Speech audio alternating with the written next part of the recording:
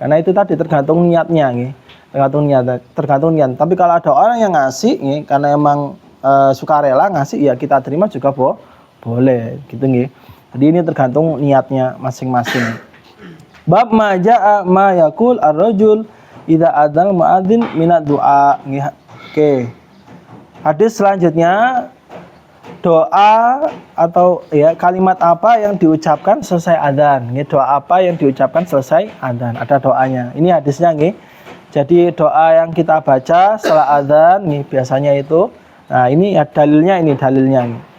Wa bilai qala hadatsana Qutaibah qala hadatsana Alaits anil Hukam bin Abdullah bin Qais an Amir bin Sa'id an Sa'id bin Abi Waqqas an Rasulillah sallallahu alaihi wasallam qala man qala hina yasma'ul muadzin ya wa ana asyhadu an la ilaha illallah wahdahu la syarikalah wa anna Muhammadan abduhu wa rasuluh raditu billahi rabba wa bi Muhammadin rasulah wa bil islami dina ghufira lahu dhanbuhu qala bisa hadza hadis hasan sahih gharib la na'rifu illa min hadis Laits bin Sa'id an Hukam bin Abdullah bin Qais ya.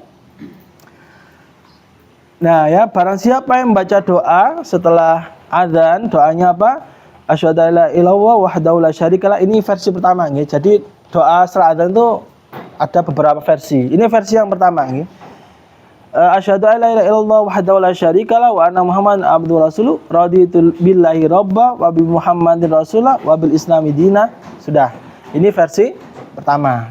Nah, yang versi pertama ini mungkin di kalangan kita tidak terlalu populer ya, Tapi ini juga boleh. Ini lebih singkat. Oke, yang selanjutnya, hadis selanjutnya bab minhu akhar, tentang doa yang lain. Nah, ini versi yang lain nggih.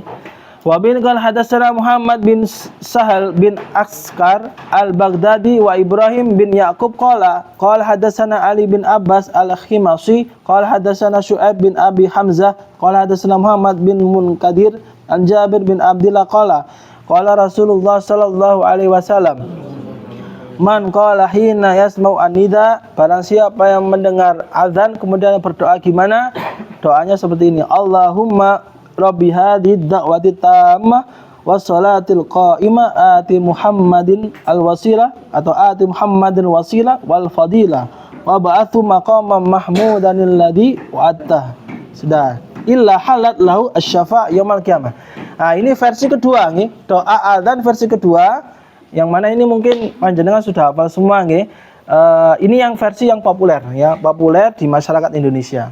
Nah, ini dalilnya, ini dalil hadis doa setelah azan. Ya, jadi untuk para santri yang belum hafal, ya silakan dihafalkan nih untuk doa azan ini nih. Apa faedahnya? Faedah membaca doa ini illa halat lau syafa'a yaumil qiyamah.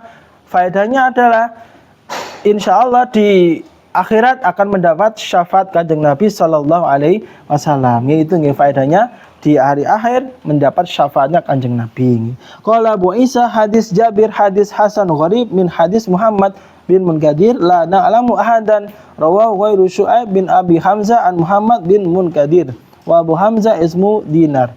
Ini beberapa versi doa adzan nggih. Dan yang kita pakai di masyarakat kebanyakan versi yang kedua ini nggih. Bab ma jaa fi anna du'a la yuraddu bainal adzan wal iqamah. Hadis selanjutnya masih tentang adzan. Jadi doa itu tidak akan ditolak antara qomat dan adzan. Jadi antara adzan dan iqamat nih, antara adzan dan iqamat. Jadi antara adzan dan iqamat itu adalah waktu yang mustajabah nih, waktu yang sangat dianjurkan untuk berdoa dan gampang untuk diijabahi oleh Allah. Oke, hadisnya saya baca dulu hadisnya. Wa bilai qala hadatsana Mahmud bin Ghailan qala hadatsana Waqi' wa Abdul Razzaq wa Abu Ahmad wa Abu Nuaim qalu qala hadatsana Sufyan an Zaid al-Ammi an Abi Iyas Muawiyah bin Qurra an Anas bin Malik qala Rasulullah sallallahu alaihi wasallam ad-du'a la yuraddu bainal adzan wal iqamah. Doa tidak akan ditolak antara adzan dan iqamah. Nah, makanya kita dianjurkan antara adzan dan iqamah itu kita banyak-banyak berdoa. Ya, kembali lagi yang awal tadi, ya kata Nabi shollu alayya ya. Perbanyak sholawat juga ya, antara adzan qomat perbanyak sholawat, perbanyak puji-pujian kepada Nabi ya, di musola, di masjid ya, perbanyak doa karena itu adalah waktu yang mustajabah antara adzan dan qomat. Ini salah satu waktu yang mustajabah nggih. Jadi ya dianjurkan ya, maka dianjurkan ketika kita datang ke masjid nggih, ketika adzan sambil menunggu qomat kita itikaf nih, niat itikaf. Nah, sambil menunggu qomat, nah kita berdoa nggih. Qala Abu Isa hadis Anas hadis hasanun sahih. Qad rawahu Abu Ishaq Al-Hamdani an Buraid bin Abi Maryam an Anas an Nabi sallallahu alaihi wasallam mislah hadza. Oke. Di lain lagi waktu yang mustajabah setiap seminggu sekali ketika Jumat nih. Ketika Jumatan untuk yang laki-laki nih. Sebenarnya perempuan juga bisa nih. Antara khutbah pertama dan kedua nih, ketika Bilalnya itu baca salawat nih, Allahumma sholli ala sayyidina Muhammad wa ala ali sayyidina Muhammad gitu nih. Antara khutbah pertama dan kedua ketika muadzin salawat, nah itu disunahkan berdoa nih, itu yang para santri ya. Nah, jangan diam saja nih, jangan diam saja ketika muadzin atau Bilalnya itu setelah salawat nih, Allahumma sholli ala sayyidina Muhammad wa ala ali sayyidina Muhammad gini. Kemudian kita berdoa sejenak. Itu kan waktunya sedikit nih. Nah, itu kita dianjurkan untuk doa. Doa di situ itu juga waktu yang sangat mustajabah. Nah, perempuan juga bisa, untuk perempuan yang mendengar khutbah dari luar ketika saat itu, yaitu disunahkan untuk berdoa juga. Nah, itu salah satu waktu yang mustajabah untuk berdoa. Oke, insyaallah doanya pasti dikabulkan. Oke, bab majaa. Oke, hadis selanjutnya. Bab majaa kam faradallah ala ibadi minas salawat. Oke. Bab atau tema tentang adzan sudah selesai. Nih, kita sudah selesai membahas tentang adzan dari pertemuan kemarin adzan. Sekarang membahas tentang salat. Kita sudah memasuki bab tentang salat nih. Bab majaa kam faradallah ala ibadi minas salawat. Bab tentang salat yang difardukan Allah kepada hambanya. Ada berapa ya? Berapa salat fardu yang diwajibkan kepada hambanya?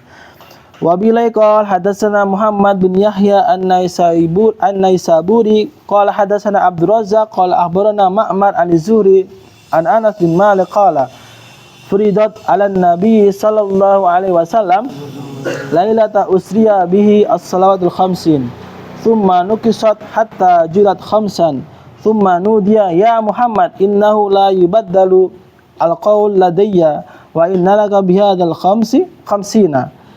Oke. Ini tentang salat, sejarahnya salat ini secara singkat. Salat diwajibkan kepada Nabi ketika malam Isra.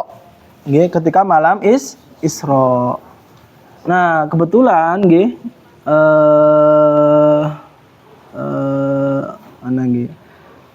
Isra Mi'raj nih. Insyaallah kita Isra Mi'raj itu jatuh pada tanggal 8 Februari nih. 8 Februari 8 Februari bulan depan tanggal 27 Rajab nih. Jadi salat itu diwajibkan itu ketika Nabi Isra ke atas. Nah, itu adalah permulaan diwajibnya salat ketika Isra. Jadi ketika besok tanggal 27 Rajab, tanggal 8 Februari itu kita memperingati Isra Mi'raj. Itu kalau guyonannya itu kita ulang tahun sholat gitu. Tanggal ulang tahunnya sholat itu Isra Mi'raj itu. Jadi ulang tahunnya sholat. Oke, nah dulu ya, ketika Nabi Isra itu yang diwajibkan 50 ya. Furidat bi asad khamsin, 50 sholat. Nah, kemudian singkat cerita Kanjeng Nabi negosiasi sama Gusti Allah gitu ya. Nego minta keringanan sama Allah karena disuruh Nabi Musa gitu ya. Diturunkan saja jangan 50, berat nanti umatnya gitu ya. Kita saja 5 berat ya, apalagi 50 gitu ya. Nah, setelah dinego selanjutnya tsumma nukisat hatta juilat khamsan. Kemudian dikurangi menjadi 5 saja. Yang awalnya 50 salat hanya menjadi 5. Kemudian tsumma nudiya ya Muhammad Kemudian Nabi Muhammad dipanggil oleh Allah, wahai Muhammad, ini sudah tidak bisa ditawar lagi, nggih. Innahu la yubadlu qaula ladayya. Salat 5 waktu ini pahalanya seperti salat 50 waktu. Nah, ini ya bihadzal khamsina. Jadi kita salat 5 itu sama saja dengan salat 50 waktu, enggak harus 50 semua. Tapi 5 ini kita salatkan dengan benar, ya kita pahalanya menjadi 50 waktu gitu nggih. Nah, ini sejarah salat nggih. Qala wa fil bab an Ubadah bin Samit wa Talha bin Ubaidillah wa Bidar wa Abi Qatadah wa Malik bin Su'su'ah wa Abi Sa'id Al-Khudri. Oke, ini tentang salat 50 waktu. Qala bisa hadis Anas hadis hasanun sahih gharib. Bab selanjutnya nggih. Bab majaa fi fadlis shalawat al-khams, tentang keutamaan sholat 5 waktu. Ya, keutamaan sholat 5 waktu itu apa keutamaannya? Wa bila qal hadatsana Ali bin Khujr qala akhbarana Ismail bin Ja'far anil Ala bin Abdurrahman an Abi Hurairah anna Rasulullah sallallahu alaihi wasallam qala as-shalawatul khamsu wal jum'ah ila jum'ah kafaratun lima bainahunna ma lam tughshal kabair. Salawat 5 waktu dan salat Jumat satu dengan Jumat selanjutnya itu bisa menghapus dosa-dosa antara salat 5 waktu dan salat Jumat antara Jumat ini. Tapi yang dihapus adalah dosa kecil. Nih. Jadi kalau kita salat 5 waktu dengan benar, dosa kita akan dihapus. Nih. Salat 5 waktu dengan benar. Dan kalau kita salat Jumat, kemudian minggu depan salat Jumat, nah antara Jumat satu dengan Jumat selanjutnya, dosa-dosa kecil kita akan dihapus ya. Yang dihapus ini adalah dosa kecil, bukan dosa besar ya. Malam tughsya al-kabair, selagi kita tidak melakukan dosa besar. Nah, terus bagaimana pertanyaannya? Pertanyaan bagaimana untuk dosa besar? Cara menghapus dosa besar. Kalau dosa kecil dihapus dengan sholat 5 waktu, ya, sholat 5 waktu kita dosa kecilnya hilang, dosa yang bukan besar hilang. Sholat Jumat dan antara Jumat lain, dosa kecil juga hilang. Terus bagaimana dengan dosa besar caranya? Nah, dosa besar itu tidak cukup, ya, tidak cukup hanya dengan sholat 5 waktu. Tidak cukup dengan sholat Jumat, dengan Jumat selanjutnya itu tidak cukup. Tetapi harus dengan taubat, ya. Harus dengan taubat. Taubat kepada Allah dengan sungguh-sungguh. Dan yang kedua, cara menghapusnya adalah dengan rahmatnya Gusti Allah, dengan rahmatnya Gusti Allah. Kalau Allah memutuskan untuk menghapus dosa besar, ya maka itu adalah rahmat bagi kita, nih. Rahmat yang diberikan Allah bagi kita. Itu cara menghapus dosa besar, nih. Rahmat dan karunia Allah kepada kita. Nah, makanya kita selalu berlindung untuk tidak melakukan dosa besar. Kenapa? Karena untuk menghapus dosa besar itu caranya susah. Nah, itu tadi dengan tobat yang sungguh-sungguh dan kita mengharap rahmat, ampunan dari Allah untuk menghapus dosa besar. Tidak cukup dengan haji, tidak cukup dengan sholat, tidak cukup dengan puasa. Ini bukan saya yang bicara, tapi ulama nih. Ulama menjelaskan tidak bisa dengan sholat, puasa, haji itu tidak bisa menghapus dosa besar, tidak bisa. Tetapi dosa besar dihapus dengan taubat, dihapus dengan rahmatnya Allah. Jika Allah memberi rahmat, ya kita dihapus. Jadi naudzubillah, jangan sampai melakukan dosa besar. Ya, dosa besar apa ya? Banyak sekali dosa besar ya. Ya seperti mabuk, ya zina, kemudian mencuri, ya, itu semua dosa besar ya. Itu semua dosa besar masih bisa diampuni ya. Tapi ada satu lagi dosa besar yang tidak bisa diampuni. Jadi hanya satu yang tidak bisa diampuni dengan tobat, dengan apapun tidak bisa. Yang hanya satu apa? Yaitu syirik kepada Allah ya. Satu saja dosa besar yang paling utama itu syirik, paling atas. Itu nggak bisa diampuni ya. Syirik menyekutukan Allah. Itu sudah nggak bisa diampuni sama Allah ya. Tapi kalau dosa besar yang lain masih bisa diampuni ya. Masih ada kesempatan untuk diampuni. Oke. Ya, cara menghapus dosa besar seperti itu ya. Oke, ini ada yang menarik ya, penjelasan ulama. jika dosa-dosa kecil kita sudah dihapus nggih. Ya, kita kan setiap hari kan sholat 5 waktu nggih, insyaallah nggih. Sholat 5 waktu sudah hal yang pasti ya, sudah hal yang paling penting lah ya. Nggak bisa ditawar lagi ya. Sholat 5 waktu terus setiap hari, maka dosa kita akan dihapus nih. Dosa-dosa kecil dihapus.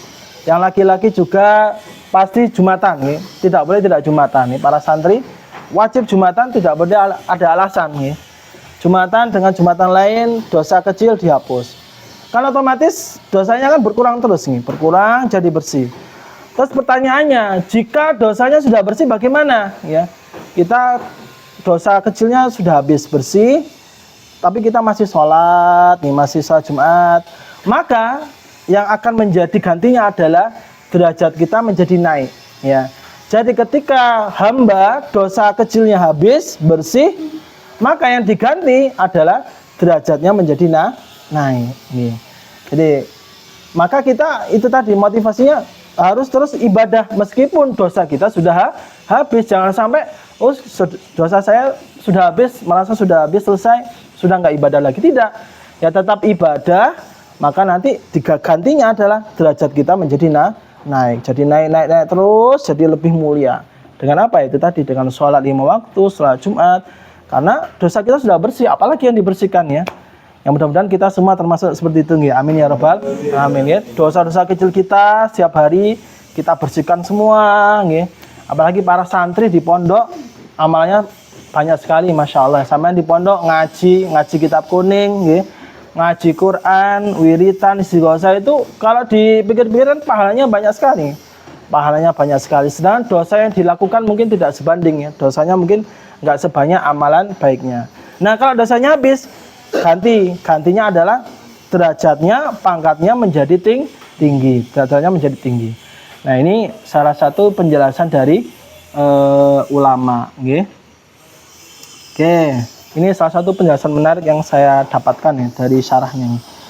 Oke, qala wa fil bab an Jabir wa Anas wa Hanzalah al-Usayyidi qala Abu Isa hadis Abi Hurairah hadis hasanun sahih wallahu alam bis-shawab. Rabbi fa'fana bi barakatihim wa bilal husna bi hurmatihim wa amidna fi tariqatihim wa mu'afati. Assalamualaikum warahmatullahi wabarakatuh.